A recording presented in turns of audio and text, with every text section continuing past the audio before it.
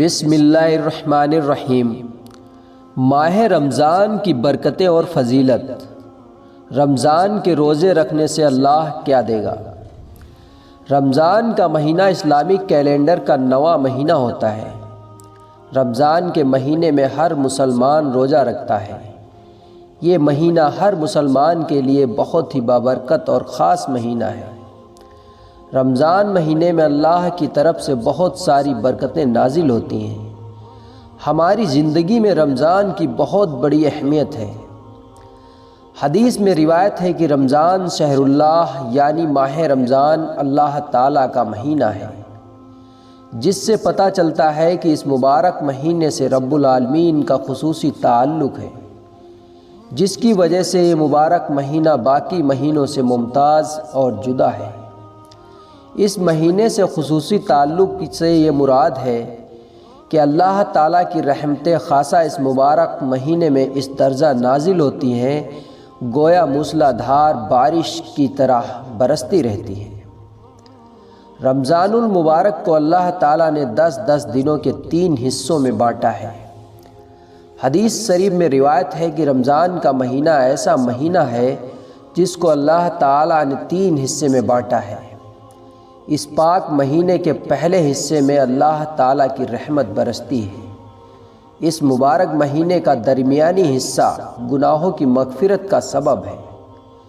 اس پاک مہینے کے آخری حصے میں دوزخ کی آگ سے آزادی حاصل ہوتی ہے۔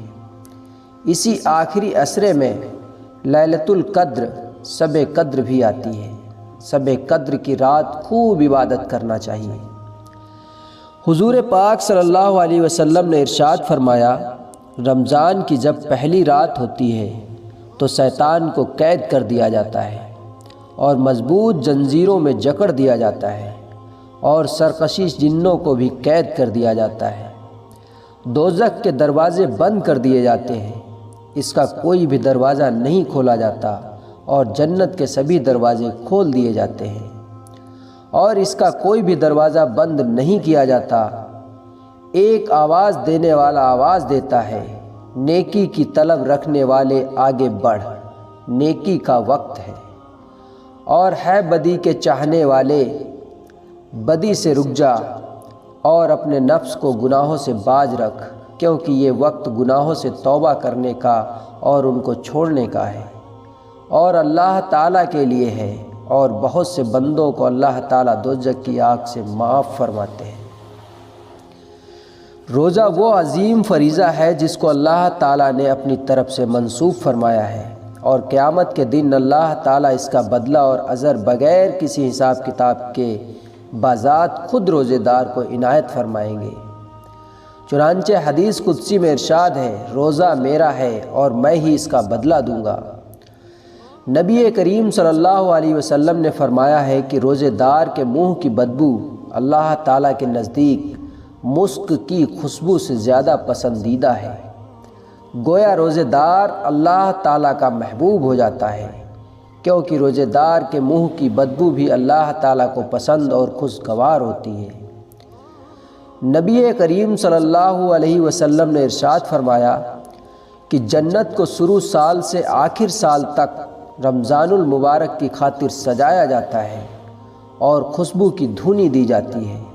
پس جب رمضان کی پہلی رات ہوتی ہے تو عرش کے نیچے سے ایک ہوا چلتی ہے جس کا نام مسیرہ ہے، جس کے جھونکوں کی وجہ سے جنت کے درختوں کے پتے اور جنت کے دروازوں کے پلے بجنے لگتے ہیں، جس سے ایسی سریلی آواز نکلتی ہے کہ سننے والے نے اس سے بہتر آواز کبھی سنی ہی نہ ہو۔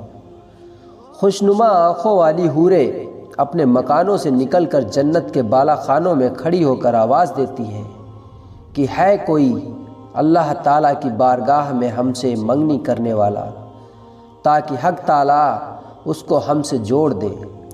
پھر وہی حوریں جنت کے دروگا سے پوچھتی ہیں کہ یہ کیسی رات ہے؟ وہ لبیک کہہ کر جواب دیتے ہیں، اے اللہ کی خوبصورت جنت کی خوبصورت حوروں، یہ رمضان المبارک کی پہلی رات ہے۔ اور حق تعالیٰ شان رضوانہ جنت کے دروگا سے فرماتے ہیں کہ جنت کے دروازے محمد صلی اللہ علیہ وسلم کی امت کے روزے داروں کے لیے کھول دو، اور جہنم کے دروگہ سے فرماتے ہیں محمد صلی اللہ علیہ وسلم کی امت کے روزے داروں کے لیے جہنم کے دروازے بند کر دو۔ حضرت جبرائیل علیہ السلام کو حکم ہوتا ہے کہ زمین پر جاؤ اور سرکس شیاطین کو قید کر کے ان کے گلے میں توق ڈال کر دریا میں پھینک دو، تاکہ وہ میرے محبوب صلی اللہ علیہ وسلم کی امت کے روزے داروں کو خراب نہ کرے۔ اسلام میں ہر مسلمان مرد عورت پر 5 چیزیں فرض ہیں۔ ان 5 چیزوں میں ایک روزہ بھی فرض ہے۔ رمضان ہی وہ پاک مہینہ ہے جس میں اللہ تعالیٰ نے اپنی پاک کتاب یعنی قرآن کریم کو اپنے بندوں کی رہنمائی کے لیے اس جہاں میں نازل کیا۔ اسی رمضان کے مہینے میں اللہ تعالیٰ دوزخ کے دروازوں کو بند کر دیتے ہیں اور جنت کے دروازے کھول دیتے ہیں، اور اسی پاک مہینے میں شیطانوں کو زنجیروں میں جکڑ کر قید کر لیا جاتا ہے۔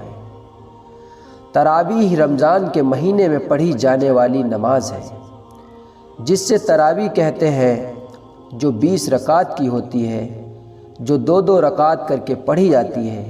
تراویح کی نماز عشاء کی نماز کے بعد شروع ہوتی ہے اور 20 رکعت پڑھی جاتی ہے۔